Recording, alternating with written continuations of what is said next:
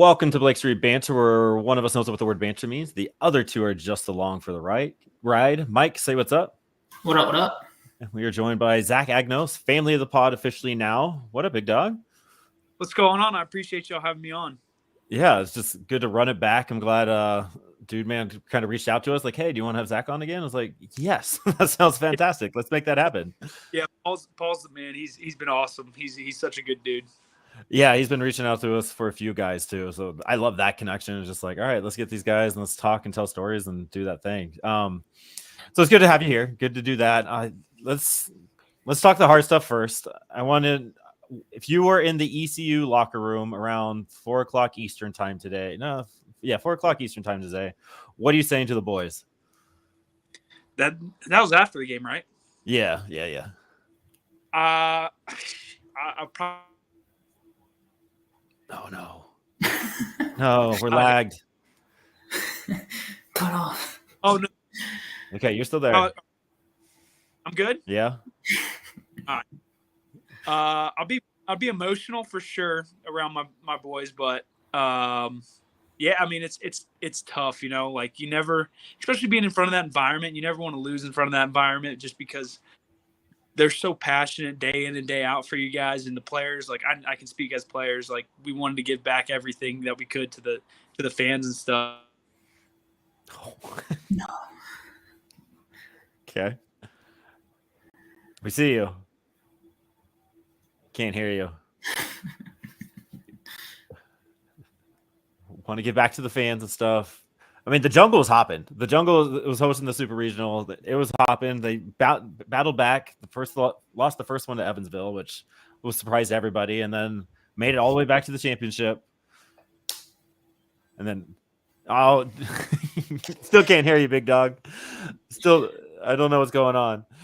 And so they were up early this afternoon, and we'll see if we just keep talking. I'll let you know when I can hear you. No sign language. If we need to reset it, if you just need to log out, log back in, we can do that too. We'll figure it out. But ECU got up early. First few innings were solid, and they kind of let it go. And then it was 6-5 in the 8th, 6 outs to go, and just couldn't lock it in. The Evansville closer had a nice curveball going today. I can't hear you. No. That's what I like about the college tournament, man. Anything can really happen. We kind of saw it all the way around. I think Chase Burns got a little lit up there too. So yeah, I think there's a little pitchers duel going on there too. So I mean, the jungle was rocking though. It's fun. They had the posters. No, hey, I'm gonna kick you out, and then you're just gonna come back in. We'll try that. It feels like an April Fool's joke. Like we can hear him, but we're like, we can't hear him. Totally tricked him. So I mean, we'll get him back on here. But going from purple to purple, there's not much like college baseball going on. Evan Shaver in the Instagram chat, not a boy Zach, just trying to figure it out, right? So I mean, there's not much like college baseball. Like some of these games, like the Nebraska-Florida game, I was watching that one pretty closely. Sorry about that. Yeah, it was like, all right, cool. Then rain delay for 3 hours, and then it was all right. Let's just see if we can run this back. This is the one I want. Let's go. You can try it again. Sorry, I got a FaceTime call from Sean Sullivan, so that kind of threw everything off. That's hilarious because Dude Man's in the Instagram feed watching along with us. I know, but yeah, What are you telling the boys? Oh, I'm emotional. I'm telling them I love them and I appreciate them, and that I was texting, my best friend who was their best player this year, Carter Cunningham, who I've been talking the words to the Rockies to pick him up because he's a dude, but I told him just to soak it up because it's just it's the best time of your life. College, you're playing in front of thousands of fans, and it's hard to soak in at the moment because you're so emotional about it. But looking back, it's it sucks ending your season, but you're sitting there hugging all your best friends, and you get to take the field with them. So yeah, I'll just, like I said, I'll definitely be passing around some hugs and a lot of love. Yeah, it's like I remember losing in the state finals in high school. That's about as much as I can relate to it. And just that kind of, it was just like the over feeling. It was my senior year, it was my last year of final baseball, and like I wasn't going to play in anywhere. And it's just like it all kind of hit us all at the same time. And it was just, Yeah. this sucks, but like we did a lot of cool things. Yeah. I mean, you did. I mean, you see what they've done. You know, they've grown the program, and Coach Godwin always talks about leaving the place better than you found it, and that group definitely did that. I mean, day in and day out, those guys were pouring into the program, and Coach Godwin was pouring into them. So they'll always be on the right track under the helm of Coach Godwin. So, it's always going to be a fun. It's always going to be a fun program to watch. Oh yeah. Do you miss those really important games? I know you're in the minor leagues right now, and I feel like minor leagues, there's a lot of turnover, like people moving up and down. So I feel like games don't really matter. You don't have that brotherhood like you did in college. Do you miss like that one game we win a championship, or one game we go next step to a championship? Do you miss that? Yeah, for sure. But with the Rockies in the minor league, we always talk about winning a lot. So their big emphasis is on playoffs and stuff. And last year in Fresno, it came down to the second to last game of the year, and they beat us, and it sucks. And you always want to win, because if you win, and to the organization, you look better in the organization's eyes for winning and stuff. So, but you do miss it, because when you do that stuff, you go through the fall, you go through the summer schools, you go through the winters, you leave school later than others and come back earlier than others. You put in all the work, and at ECU, we're up at 5 a.m. running when it's cold and rainy. We didn't care about it, so you build a special relationship with the guys, and it does sting a little bit more when you go through all that with the guys. But honestly, like here in Spokane, like we have a great clubhouse, and I would consider, like, I would compare the clubhouses in Spokane to clubhouses in college, because it's special. We have a fun time, and we get after it for sure. That's awesome. And you got the new facilities going. Who was it that caught us up on it last week? Ward, yeah, Braden Ward. Yeah, he was telling us about the facilities upgrades, and just like it's insane. It's awesome. I mean, I've been spoiled the first 2 years. Fresno was an unbelievable setup, big locker room, and Spokane is big locker room. We got a nice lunch room. It's just, from what I've heard last year, it's just night and day better. So I'm happy about that. Yeah, that's exactly what Ward said. He's like, players were showing up on time, but now they're showing up early, and they want to hang out in the locker room. They want to stay a little bit longer after the game. So just that upgrade's there. For so sure. I mean, you had a great season last year. You talked with us in the off season there, and that was cool. You're starting this season off well, 10.5 innings. I think we're 10 in. Just doing great, doing fantastic stuff. But you haven't pitched for a while. What's kind of going on right now with you and your arm? Just battling a little something. Just some discomfort and soreness, I guess you could call it, in my flexor. So that's the good sign, is it's not down, like, your flexor is on top of your elbow, and your UCL is underneath, and it's on top. So it's better than the UCL, because the UCL is the Tommy John. And I'm going to knock on wood just in case, but it's feeling good. I've gotten off the mound a couple times, and on Tuesday I'll have like a full-blown bullpen and probably ramp up to 20-25 pitches, and if that goes well, I believe I'm scheduled to throw either Thursday or Friday, and hopefully again on Sunday. So should be back. Just trying to, staying in the training room, getting a little extra work in with our trainer, who's been incredible. She's written out my program, adjusted when needed, and it's just doing the extra stuff to get me back. I miss going out there and competing with my boys. So yeah. And they're doing all right without you. I mean, you got some. Who is it? Is it Carmichael that's up there? Skipper. Yep. Skipper's a dog. Like, you guys are like you know what? He's gone for a little bit. That's fine, but we'll fill in just as well, and doing their thing. It's insane, like what the arm barn has been able to do in Spokane. Like, Fresno's got some dogs too, and you got some dogs up above you in Hartford. Like, you're surrounded, dog. Yeah, I mean. You got a guy like Skipper who steps up, and he's just been absolutely shoving. He's fun to watch, and he's not going to blow 100 miles an hour by you, but he's going to fill up the zone with probably 4 or 5 pitches and make you uncomfortable as crap in the box. So he's been fun to watch go out there compete. But yeah, it's awesome. And, those are signs of good teams. When someone goes down, the other guys, pick them up and, they don't miss stride. So, but it's been fun. It's been fun. We've got a fantastic group. Yeah. How much fun is it to have Cole Carrick out in center field or shortstop and just being the most athletic human being around? Like, I wonder, like, if him and Brenton Doyle did like the NFL Combine, like who's winning more events? Because it's insane. I've seen Brenton Doyle go work out and run a little bit. He's pretty impressive. I mean, he's a freak of nature, and so is Carrick. I always like telling this Carrick story when he came up to Fresno. I do miss him behind the plate, and he was fun to throw to. And the first time I threw to Cole, or second time, I had this guy perfectly set up to throw a changeup, and usually catchers will give a little wiggle with the changeup. He just goes straight 4 like that. So I shook him off. And then he goes through like every single other kind of pitch: away, in, up, down, slider, cutter. May have even put down a 5, which I don't have a 5. And all you hear him say is, from behind the plate, he goes, "What the hell does this dude want on the mound up there?" And called timeout. We had a good laugh about it. So we go, but having him out in center is it's nice. You just feel like no ball's gonna fall. I mean, even at shortstop, he's solid. And then you got Jorge and Karros in the infield as well. So it's just like any ball on the ground is, you feel like is just the plays being made. And even in the air, I mean, Snyder. I mean, we had Ward.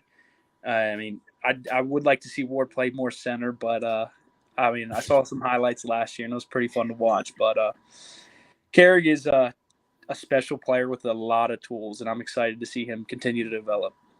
Yeah. You played in the California League, the Northwest League. What's the difference between those two, like pitching wise? I mean, I personally, for me, I try to keep it fairly simple when I pitch. I just try to, throw everything I got over the plate and challenge hitters, because I know how hard hitting is. It's not fun. So the real difference, I would say, though, is just some sliders you throw, some changeups you used to throw that are just off the plate that would be swung at are not this year. I mean, I've even caught myself looking back and being like, oh my gosh, is my slider not as good as last year? But it's the same pitch, but it's just you got to work a little bit extra to set the guys up. And I will say this, this year we have our pitching coach, Beatty. He's been awesome. He goes through game plans with us every single day, updates us on the lineup. I mean, has a guy keeping a chart so we know who we're facing. And so the preparation this year is definitely taking a step up, and so have the hitters. I mean, every level you go, the hitters are going to get better, the pitchers are going to get better, umpires are going to get better. So it's like, oh, this ball's half a ball off the plate. That umpire's calling a ball now. It's not a strike anymore. So, there's just it's just a tick up on everything. Everything: defense, running, hitting, everything, pitching, just slightly better. So it's been fun to watch, though. It's fun baseball. Yeah, I think you see that readiness with everybody in Spokane, especially the pitching staff. I mean, I think they have probably one of the best in the high A ball right now. Yeah, I mean, like I said, we've prepared. Even the starters, the relievers, we prepare really well. I mean, I got to give credit to our video guy too, Connor. He's been unbelievable. Any question we have, he'll answer it and then some. Like, it's unbelievable. Like, I was asking him about, if my slider moves more than 12 inches, is that good or bad? Like, because I was told my tighter slider is better, but the bigger one is getting a lot more swings and a lot more strikes and a lot more takes, and just everything is good. Everything it's unbelievable. Mm-hmm. The resources that we have access to up here. What have you changed this year? Just pick off that. What have you been working on? Oh gosh, I mean, my big focus this year, going into the off season, was really just getting a more consistent slider. I was happy with where my strike percentage was at. I threw a lot of strikes last year. My changeup was pretty much my go-to a lot. I had a new cutter, which I didn't want to mess with because it had a lot of good results. But my slider at times would be like a sweeper, and sometimes it would be like a slurve, and sometimes it would be like a curveball. So I was like, I just got to figure out, what I have to do on my end to make it consistent, because if it's inconsistent, it's just going to lead to less strikes and probably more takes. And so So my big focus was, we looked at, talking with the guys, the coordinators and stuff. We looked at where I had the most success with my slider, and it was in the sweeper range. So I started throwing the sweeper more and figured out a grip that I got consistent with it. And yeah, it's been translating good. It's been my go-to pitch with 2 strikes this year, and even in like 2-0 counts, I can throw it. So it's been awesome. Yeah, that is one thing that you're really good at. It's just being around the zone, throwing a lot of strikes. Like I think you have 2 walks or 3 walks on the season, which is just insane. Like going 2 months into it. So that sweeper you're adding to that. Like what would you kind of attribute that to? Like how are you throwing so many strikes? Like how is that possible, especially when you're new and learning new stuff and you were 2-way just 2 years ago? Yeah, I mean, you talked about being a 2-way. I think I like I said earlier, I try to keep that mentality up on the mound that hitting is hard. Yeah. Oh, it's difficult. It was hard with a metal bat. I can't even imagine with a wood bat what it's like. So, I mean, I just go up there. I literally just think about, look, it's hard. And, we know the hitter's weaknesses too. So,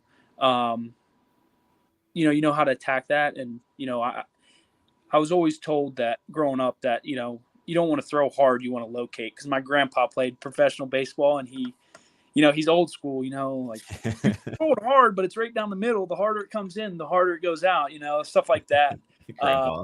So my grandpa, like we would literally be walking on the street, and he'd have me pick up rocks and throw it at trees or something like that. I remember at UVA, I asked him, I was like, Papu, how did you get so like accurate when pitching? He's like, oh, I picked up rocks and threw them at trees, like little pebbles. And I was like, okay.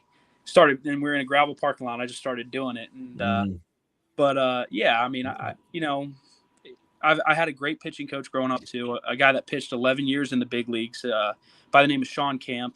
He worked with me a lot. The off season, I'm at a great gym with a lot of big leaguers, and they watch me throw pens, and they'll help me out. They'll give me some tips, and you got the coordinators too up with the Rockies that they spend a lot of time on you in spring training and stuff, fine tuning you. So it's a perfect storm of guys, mentors, and coaches that are there for me. So yeah, I mean, it's pitching. I try not to overcomplicate it. Yeah, I mean, once you do start overcomplicating, that's when things gonna get a little hayrire. So yeah. I mean, that all makes sense. Like just being a kid and just having fun with it, and like, all right, we're just gonna go do this and go have some fun, and then it's gonna work out, and it's gonna be all right. Yeah, I mean, right along those lines, last time we talked, we were trying to get Solis to let you play the infield and stuff. Have you Cancel? Has he been? It hasn't been Cancel. It's been Tom, our hitting coach. In center field, I do take it. In the outfield during BP, I do take it pretty seriously. So he told me he sees me out there working. And I told him if anybody, I mean, we're pretty light on position players now. So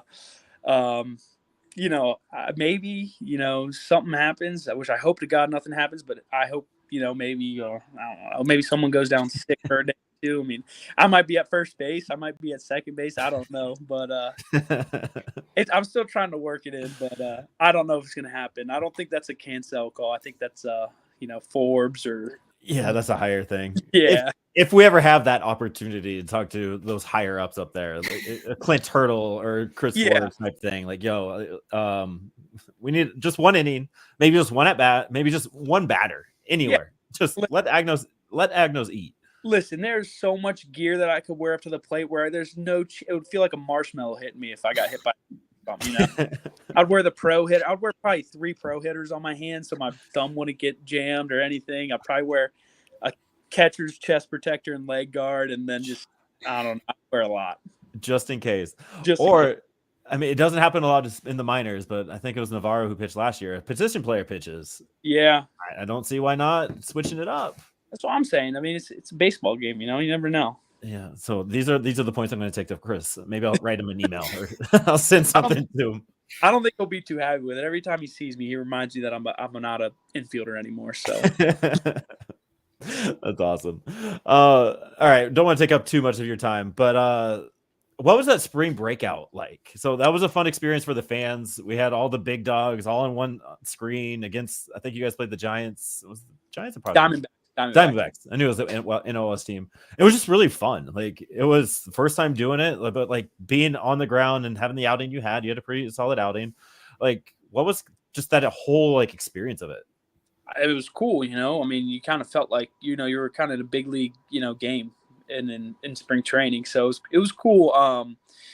Being in the, you know, being in the dugout, being, you know, in the bullpen with all those guys. You know, you got some 40-man guys on there, and you know, I mean, you look at a guy like Jordan Beck who's in the show now, like and he was in that game. It's pretty cool.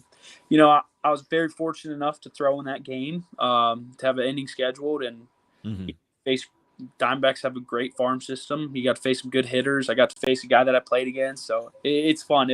I like it. I do. I mean, there weren't too many fans there. I mean, but it's also the first year that they're doing it. But it was just cool. I liked it. You know, you got to see the challenging. You got to see the like catcher challenging balls, and you know, you got a taste of, you know, hopefully like who you play with in the future. You know, like I had Braxton Fulford catch me for the first time since I've been a Rocky, and you know, I had an unbelievable time having him behind the plate.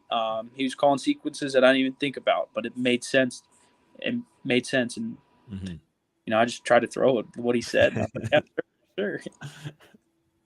Yeah, he's a good one to trust. He's a friend of the pod too. He's a good one to trust.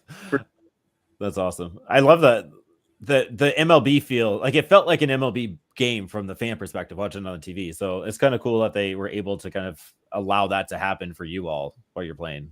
Yeah, it was cool. The only thing that I was upset with it being televised was that my mom texted me some pretty harsh things about my mustache. So, but I do think I'm going to grow it out again. But back to your question, yeah, it was cool. You know, you got to see it, and I got to watch guys that I know play in the game. Yeah, it's just, I think it's cool. I think it's awesome. You get to, you know, experience everything. You know, get to see the top dogs. You get to see, you know, you get to play on big league field. You get fed. You get to sign autographs, interact with fans. So you get to do everything. So it was a great time.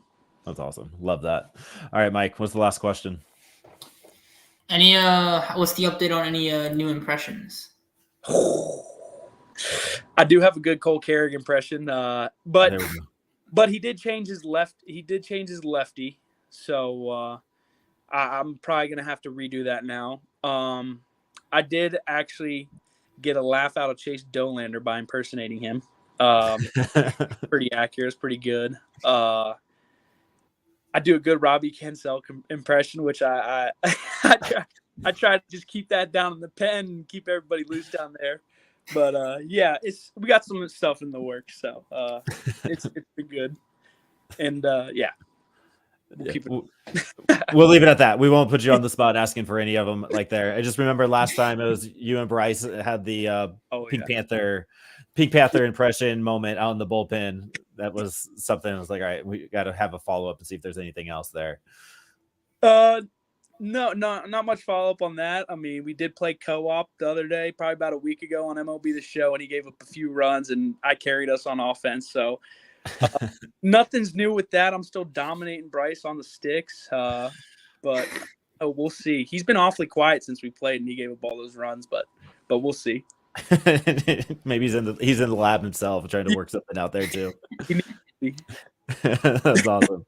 Zach, I appreciate you hanging out again with us. Keep doing your thing. Hoping for the best on this recovery, and hopefully see you out there soon, man. Appreciate it. Thank you, guys. I really appreciate y'all having me on. I'll talk to you guys soon. All right, later, man. Bye, guys. Just I got it. Just Zach Agnos doing his thing. Just love it. Guy. Just a fantastic dude, fantastic being, just hanging out with us, able to do this. Which one do I want? I want this one. No, we'll do this one. There we go. There you go. We'll go with it. It's always fun to see these guys when they have like big personalities just coming out of their shell almost. Yeah, it just makes it so much more fun. That's a little too big. We're just gonna keep messing with it. There we go. Well, that's still too big. Whatever. We're big. We're big time now. We had Zach Agnos on for the second time. We get to Sean Sullivan made sort of an appearance. So there. Yeah, he ruined our time. So just like he ruins batter's time in there. So I mean, good time with Zach Agnos, hopefully for a speedy recovery. And let's just jump into it. Like we're already 25 minutes in. Let's try to get this done in 30 minutes. The Rockies are struggling right now. But Monty's raking. But let's go to the Isotopes, a team that is still looking for their raker. Just a long week for them, 1-5 against the old ball club as they're trying to find a rebrand. Worst name ever.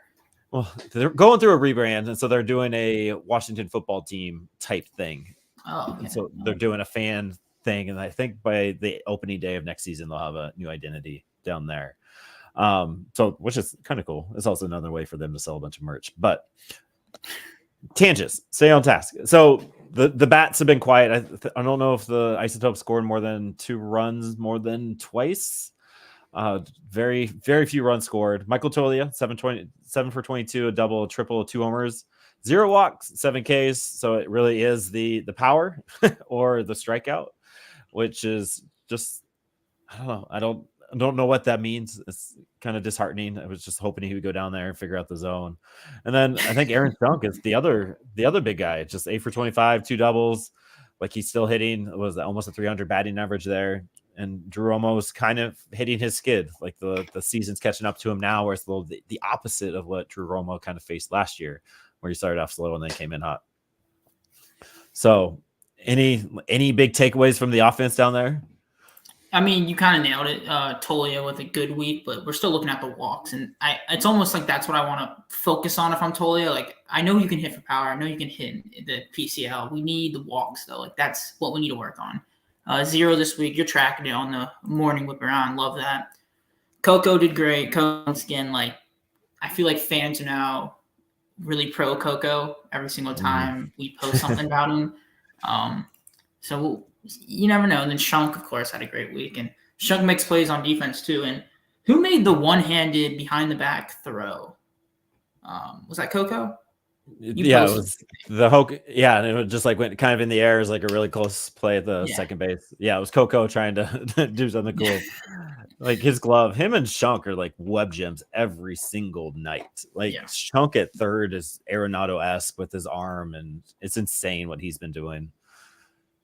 It's been like there is good baseball happening. It's just the pitching gets a little bit behind. A lot of walks for the pitching. We saw some DFAs release, so to speak, from the pitching staff up there, but they're just not getting a lot of length from the starters, and it's kind of a makeshift rotation right now. And like we're hoping for Carl Kaufman to kind of figure it out for another pod. Like he still has the stuff to do it, but just the walks are kicking his butt. And then there's a homer that's the next batter, and it just hits the rails. Or if there's an error, the defense in some of the places hasn't been great. Like Grant Levine, I love that man, but his glove, for whatever reason this year, isn't very Grant Levine-esque, and he has the most errors of any minor leaguer, and so that happens, and then these innings are extended, and then there's a home run because I think it's a PCL. It's also Isotopes Park, like it's insane. It's just balls will fly, and so it gets a little disheartening as you're watching these guys like trying to figure it out, but just nothing is working at this moment right now.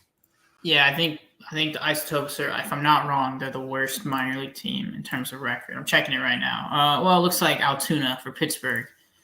So, yeah, like one of the worst. PCL is just a weird – I don't think they won a home series all year, which sucks. Nope, they want to defend that home. And, I mean, Dodgers really got to it. James Outman was just a major league player. I think he was like a rookie at the end of last year. And he's out there killed us this week. So, Dodgers have some really good players, though, on that that baseball team. Yeah, there was another guy, Ryan Healy. Miguel Vargas, I think, maybe. He was there for the longest time. Yeah, I don't know where he's at now. I think he's up. He's actually up with the big league squad. Grant's asking, what's that painting behind you? I'm in my mom's office, so we got this just so like it doesn't. There's not just a flower. There's a Rockies thing, but it's like a cardboard almost. It's not a painting. It's like a print of a painting. It was like $20. So why didn't you switch it out? I don't know. I don't want to do all that. It's literally doing this. No, it's that one. I don't know. I don't want to. She said something about the screws, and I was like, all right, I'll just do that. And then she actually told me to do that. She's like, you don't want a flyer behind you. It's a Rockies podcast. And I was like, all right, good call, Mom. But I just haven't done it yet, Mom. It's fine. Isotopes, though. Greg Jones is back, and he's electric. Like his speed, his athletic ability, it's great. It's fun to have him back on there. Back out there. He almost had a diving catch last night. I don't know if you were watching. Like you could see him, like when you just know somebody's athletic. and he's out in center field. You know it's going to be a long run, but it's just in the air long enough that he's going to make something cool happen. He's running, times it perfectly. The ball hits him right in the glove. He just didn't have it squeezed in time, and it fell out. But like all of it up to the final part of it was just glorious. And so it's great to have Greg Jones back. Like we all want Greg Jones to do well. I really hope Greg Jones doesn't. He is what Joe Rock's doing right now in AAA. Doesn't like kind of like what Montero and Gomber went through with the trade, where it's like no matter what happens, like people won't like him. I hope that doesn't happen with Greg Jones.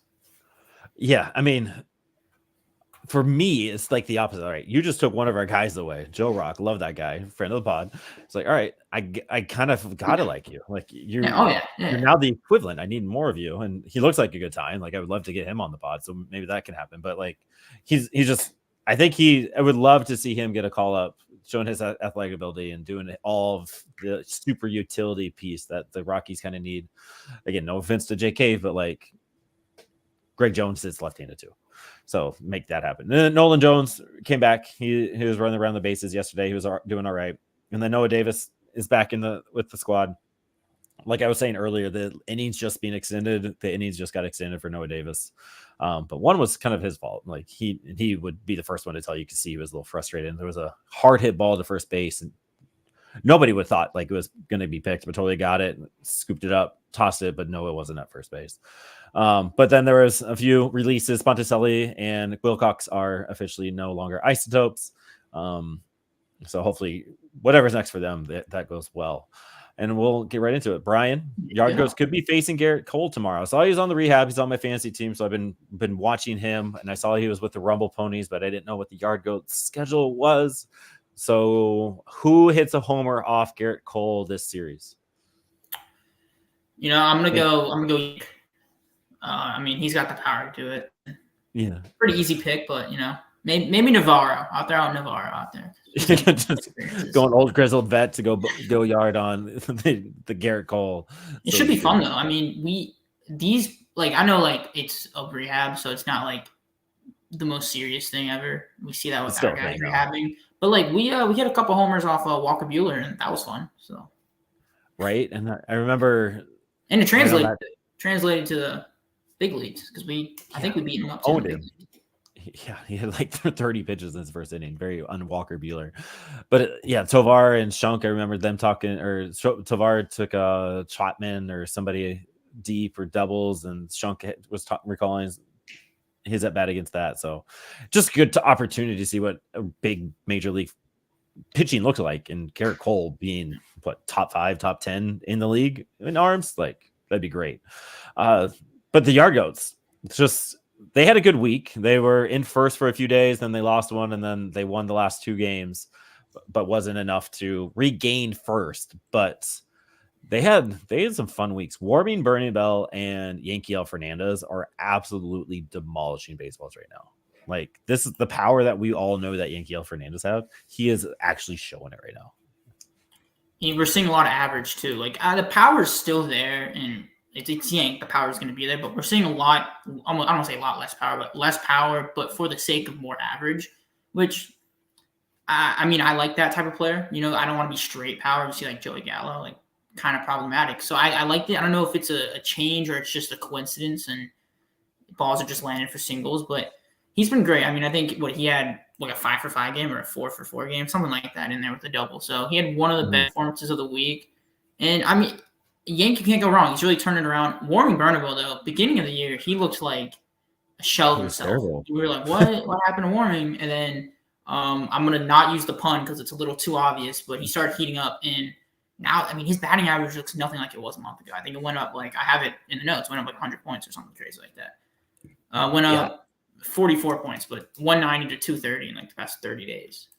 More. I mean, going from 1 to 2 at that first 10th spot there it just feels like 100. Probably feels like 100 for the players, like the Mendoza line, right? That's the thing. It's good to see him doing it. Like he struggled a lot last year too. Like there was a reason that he was DFA eligible, and it just wasn't in his cards last year. But now whatever it is, second time around, figuring it out, warmer weather, it's all getting figured out. So I like this one. because Zach Kokoska is a guy who I feel like we don't talk about enough, but he's always doing something there. Every single week he's doing something. I just need him to. They just need to play him every single day. Every day. But there's a lot of talent up there, even with the injuries that are to Benny and Veen. Like there's still a lot of talent up there. It's incredible. And then Amador. What happened? Like it was like you have it, man. You found it, and then 2 for 12 this week. Yeah, 2 for 12. But what's more worrying is he didn't walk, and he had 3 strikeouts, 4 strikeouts. That's just numbers that it's not what we expect from Amador. Almost feels like we're going backwards from last week, where he was batted 500 with 3 home runs. But no, it sucks because Hartford is also an offensive environment compared to the Eastern League. So we need him to be raking here. Hey, he goes against Garrett Cole. If there's a way to motivate yourself and build confidence, is to get a hit off Garrett Cole. So let's hope that happens. Dude, that would be sick. That would be sick. And I wonder, I wasn't able to watch Amador at bats. My school year is officially over this Thursday. So I'm going to be watching a lot more minor league baseball. But I wonder if his at bats, and I think I've said this a few times, I just want to swing more. I don't want to walk. I want to swing more and see what can happen with that power that can come with that. Sterling Thompson struggled a little bit this week, 3 for 24, 2 walks, 8 Ks. So him and Amador are very usually even with the walks to strikeouts rate. Obviously Amador a little bit crazy stats, but Sterling Thompson doing that is also very, very weird. And then is Blad your favorite player that everybody should know about? Because he's slowly becoming mine. I was gonna say that's your guy because I love Bad started Blad. really investing into him. But I love Bad Blad. I think he has the best name to say Vladimir Restituyo in the system. All of it. It just flows so well. That dude just hits. Last year he was I think he led the Eastern League doubles, and he comes back and he was the top 5. Yeah. Yeah, he's 8 for 18 this week, 2 doubles, 2 walks, which 2 walks in a series in 6 games might not scream a lot, but for Vladimir, that's a lot. What is this? Go ahead, keep going. I think he's turning around the walks. Yeah, I think I tweeted the other day. I was the fact that he's walking, his walks is not incredible, but compared to his past self, it's insane. He's walking at an insane rate. Yeah, putting that in perspective, I put a tweet out there a few days ago. Last year in 456 plate appearances, he had 8 walks. He already through 180, he has 14 walks. Yeah. He's never had more than 14 walks in an entire season. The most he's ever had is 12. His OBP 1 year was 288 when his batting average was 259. His OBP has never been more than 20 points more than his batting average. Now we're at a 50-point difference, which is good growth, right? All right, Amador, teach me how you walk. Teach me how you walk. Make his own little teach me how to Dougie thing. Sorry, got distracted. Ellie De La Cruz is -1 defensive run saved. Ezekiel Tovar is 6. Tovar is better than Ellie De La Cruz. Heard it here first. Love that. Well, he is right on the Baseball Savant page, so. So that's just the fact that you're adding that ability to your repertoire is good. Again, I think this. Where do you think this puts him ceiling wise? Because I think his ceiling is a lot higher now. If this is he's a double guy. He might be able to get you 10 home runs, 10, 15 home runs. He had 15 home runs in Hartford last year with 20 doubles. So the power's a little bit there. 414 slug. You want a little bit more of that. I think it's a fringe outfielder. I would say Sean Bouchard, 4th outfielder type, but he can literally play any outfield position you want. I think Jonathan Daza with probably a little bit more just skills all around. He's got an arm. He can play solid defense. He's a plus at each one of those. He's got some speed. Doesn't really. He shows it with his stolen bases. He has 14 stolen bases. So I would say, yeah, he's a fringe outfielder, fringe starting center fielder for a contending team.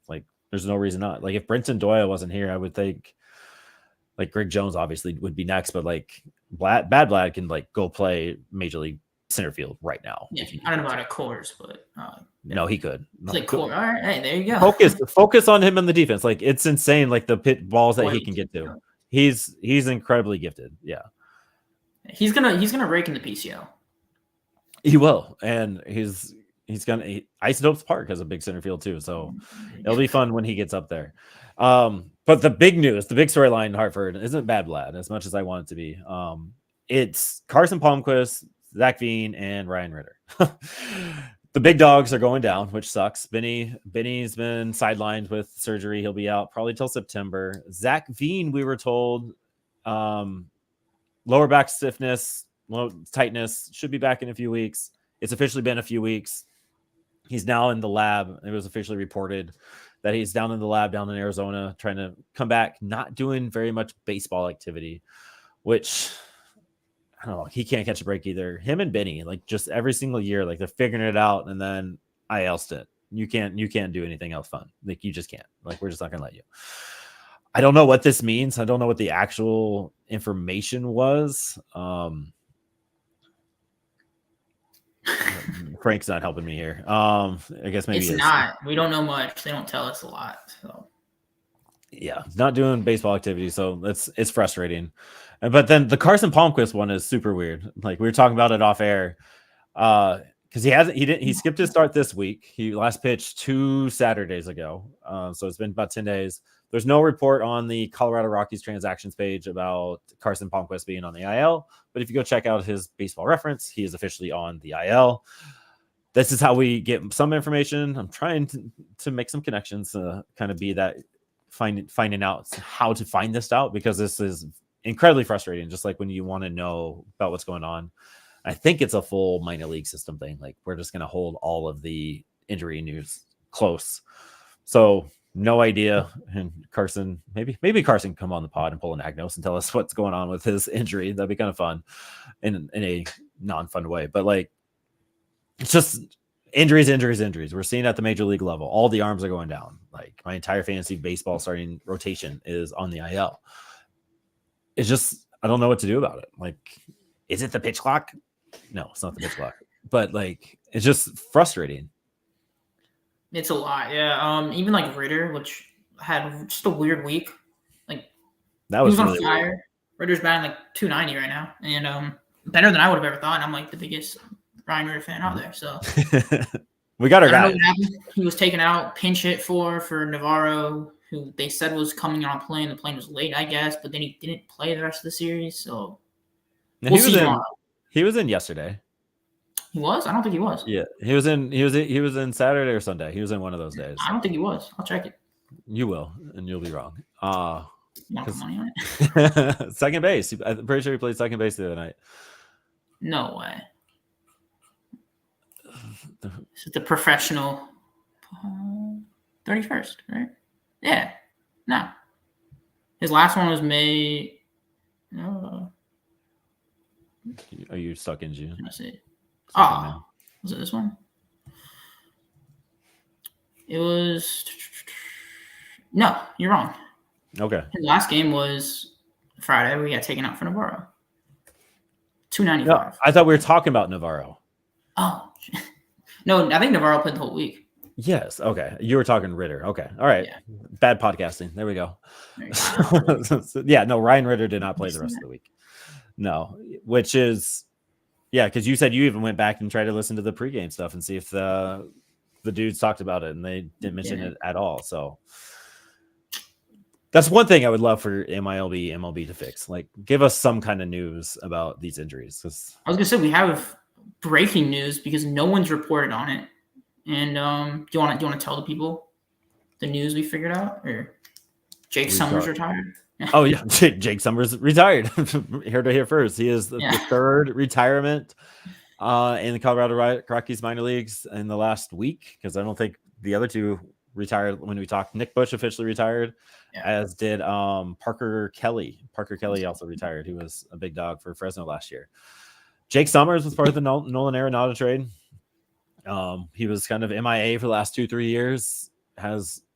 Came back. He was doing pretty well. Like, he pitched 2 innings the other night, like literally the 31st, and allowed 0 runs, but for whatever reason has retired. And so hopefully the best of him as well, like whatever's next. So I don't know, it's just weird. Like three retirements in a week is, they were all under the radar too, kind of like the Rockies. They didn't make a post about it. It was weird. I mean, everything they don't make about any weird. go look at the Rockies Twitter right now. They're not posting anything. Right. So like, and the big league squad, the Rockies media, they don't like send updates on that kind of minor league stuff. They send a weekly recap, but like they don't. It's just not I'm something. gonna ask around. I'm gonna ask around other minor league systems, other minor league fan pages like us. Just see what can be out there. See like if what their team does in terms of like news and transaction stuff. Yeah, ours doesn't do anything. Like they can't just let us find it ourselves. Report back to it. Yeah. Good luck. You're the Rockies. We'll just kind of throw you under the bus there. So that's frustrating. But Spokane Indians went 3 for 3. Cole Carrig, player of the week for the Northwest League, 12 for 27, 3 triples, 3 stolen bases. He played center field and shortstop. It was kind of his breakout week. Like he's always had these little moments, these little ticks. The surprising thing for me was all of his extra base hits were triples. I don't know if that's a good thing or bad thing. I don't know. I didn't see any of the triples. I don't know if it was like bad defense or just Cole Carrig being fast boy. Like, I don't know. But the only extra base hits being triples is super unique and super weird. Which is Cole Carrig, so it fits. Right. Like Cole Carrig, I think, is the weirdest baseball player in a good way I've ever seen. Because he's listed as a catcher. But it's clear they don't want him to be a catcher because they have like he hasn't caught there yet. That aren't him. And then he plays shortstop and center field. Those are the 3 most important defensive positions, and they're just like, "Yep, you're all of them." And so that's awesome. I think his value comes from being able to just do everything. I wouldn't be surprised if he can go on the mound and pitch 90 plus miles an hour. I guarantee you he could. Like what Agnos was saying, like just that moment he had with Carrig behind the plate. Like he can still do it. He did it in Fresno last year, so he still has that skill in him. And I mean, maybe the Rockies just like, all right, when you get to AAA, we'll use you as catcher again and go the Hunter Goodman route, so to speak. Yeah. But it's great to see him just kind of do his thing. Like he's been kind of under the radar. Kyle Karras has done a lot up there in Spokane, and now it's kind of Cole Carrig kind of taking those flashes there too. But yeah, catcher is always a weird position. Sorry for cutting you off because it's almost like starting pitcher where like if you draft a catcher, sooner or later they're probably going to be a first baseman or something else. Like you see Henry Davis, who like is not going to be a catcher in the MLB because you just need a defensive guy, and it's so hard to be that. So I mean, he can do everything else though, so it's not like a problem. Right. Which is, it's crazy that Henry Davis, like next up and coming catcher. No, he's going to play left field. And we'll just throw that out there. Who was it? Dalton Varsho. He was a catcher and now he's playing outfield too. Hey, he's good. He's good. So, he is good. There's a reason it happens. But like, we can't leave Spokane without talking about the starting rotation. Like, have you ever seen a better performance than Sean Sullivan? 9 innings pitched, 96 pitches, 9 innings pitched, 1 earned run, gets the L, 7 Ks to 1 walk. Like, just incredible.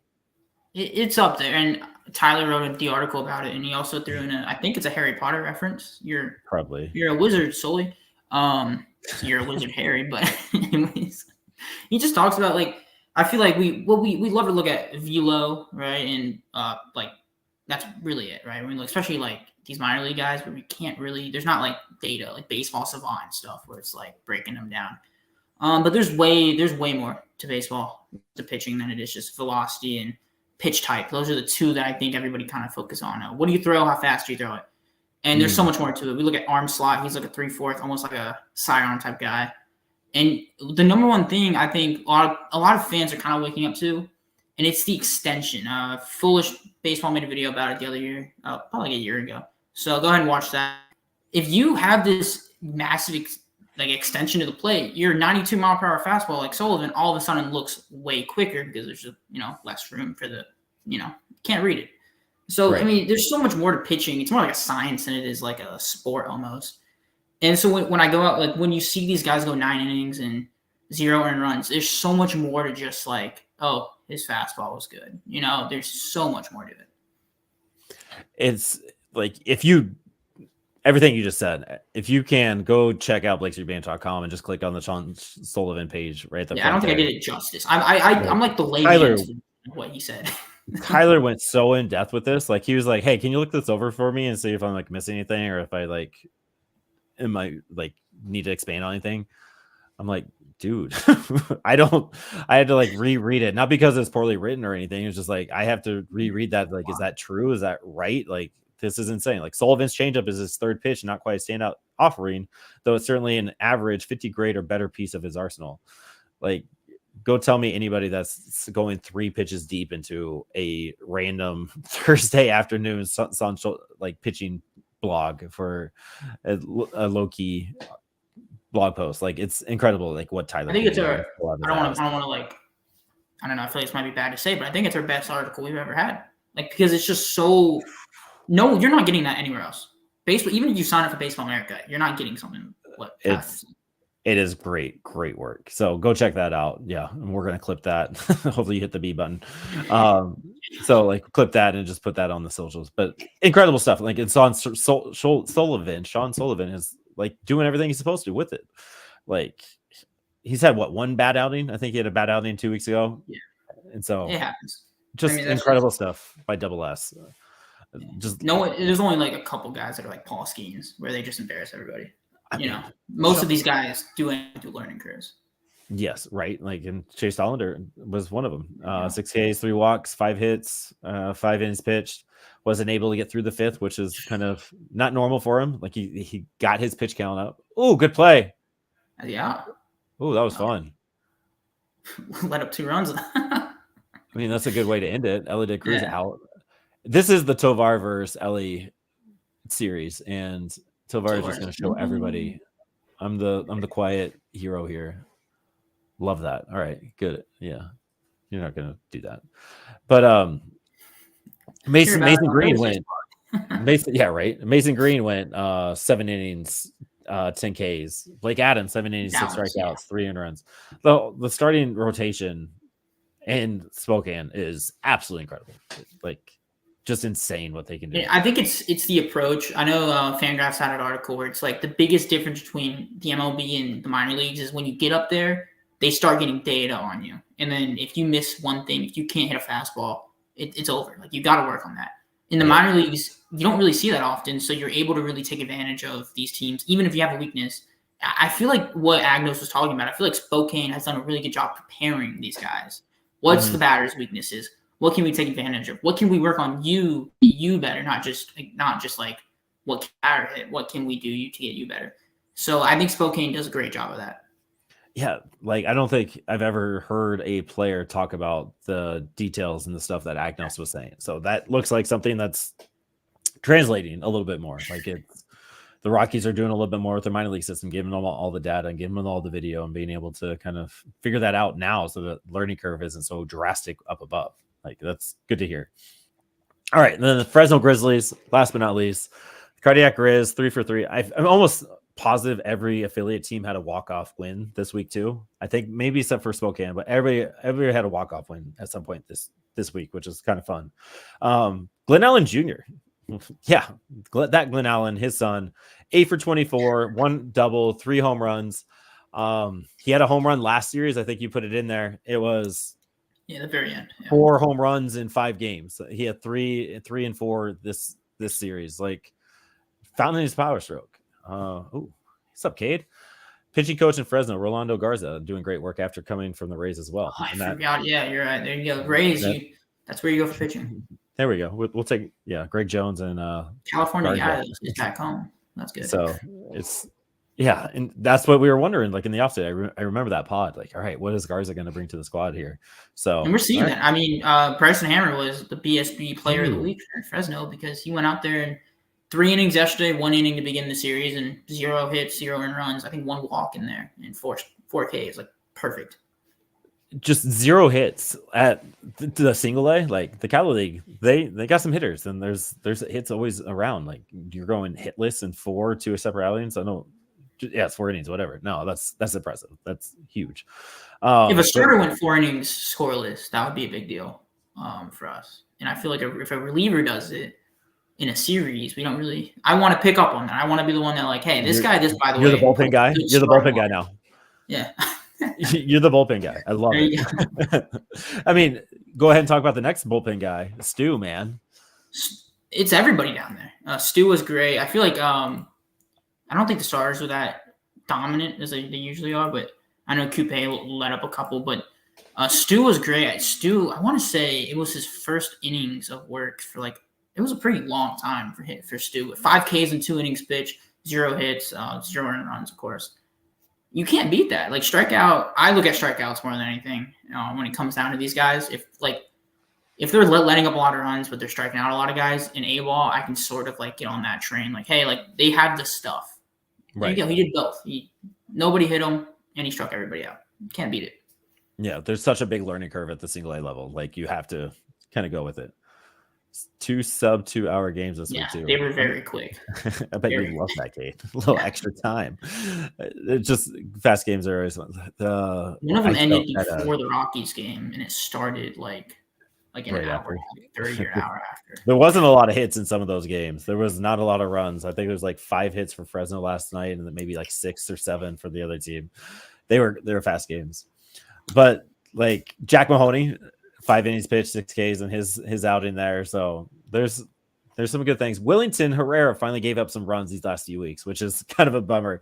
I was hoping he would just go shove strikeouts all the time, but it's gonna happen. Gotta have that. I think there's you gotta remember that the guys we're playing, there's people talking. I think we played the Giants system this week in single A. There's a Giants podcast talking about the single A hitters and how much they like them. So there's going to be a balance there. Not our dominant guys can't just be dominant every single time out. That's just baseball. Right, realistic expectations. Gotta keep it honed in a little. We see the Dolander and these big guys where it's they have a bad start, and I feel like we kind of lose faith. But it's that's just they're going against top of the top people too. It's baseball, baby. It's baseball. It's gonna happen. We were on maybe call-up watch. Dion Jorge was pulled in the middle, 3rd inning. Not Dion Jorge, the Callis, Roberto Callas. He was pulled 3rd inning, ACL game for what seems to be no reason. It's maybe we're not going to be AA news. We're not figuring out what Callis. And it would right. It was. So I asked around my few contacts that I could possibly ask, and they're nah, we don't know anything. Not happening. But it seems like there might be some call-ups soon. The Fresno Grizzlies, they had just had a long week with the sticks. But do we maybe see some more? I'll say Agnos did say the position players were a little not a lot down there in Spokane. So they might need a couple. There's a ripple effect there. Right. So you're going up to up. You got to find a way to kind of fill in the rosters. We saw a few moves last week or so. So we're on call-up watch. Maybe a Hidalgo, Bernard, Calaz, Brad Cumbest. Yeah, you never know. It's a very tough transition to make, though. I think it's the hardest rookie ball to A ball, especially when they try to do it really quickly with prospects. But it's such a tough transition. I mean, we saw it Andy Perez struggled last year, and now he's doing way better. So it's just so tough of a learning curve. Don't expect these guys to get caught up to Fresno and immediately become this great player. No, not everybody's Juan Soto, where they just dominate every level. Yeah. There's no way that happens immediately. Yeah. Right. So just I don't know, just something to watch out for. Yeah, we got to give a huge shout out because single A Fresno had the players of the month for the pitch for the Colorado Rockies. The pitching was outstanding. Yes. Wellington Herrera and Jace Kaminska, friend of the pod, co-pitchers of the month there in May. So Herrera went 4-1, 129 ERA, 2 earned runs in his 14 innings pitched, 23 strikeouts, just insane. And then Kaminska, 2-0 record, 116 ERA in his 23 innings of work, literally allowed 3 earned runs across. I was going to say, he gets the Sunday starts, and they're always fun to watch. Just insane. 27 strikeouts in his work, did not allow a homer in the month of May. So a huge shout out to Jace there and Wellington, just dudes being dudes. And then Robert Calaz, he was the hitting player of the month down in ACL, and go have some fun tonight. I'm not even going to ruin it. Go look at Robert Calaz's ACL stats. Just go look at the BR. Just go look at the BR reference. Better than his DSL stats. So that's crazy. It's insane. So go have fun with that. And then before we get out of here, Mikey, tell us, what are the promotions this week? Only one home team, and I'm just going to go over this one. It's the most unique promotion I've ever seen. I still don't even know what it is, but it's Spokane. They're the home team this week, so go Spo. They got ballpark bugs and stadium snakes. It's I I know Hartford has the petting zoo with the yard goats, and I guess Spokane they're going in with bugs and snakes. I'm not a big fan of bugs and snakes, but I love baseball, so it might be worth it. Right. My kids like snakes. I don't, but they would like to hang out around them for a little bit. That sounds intense. I don't think I'd be down.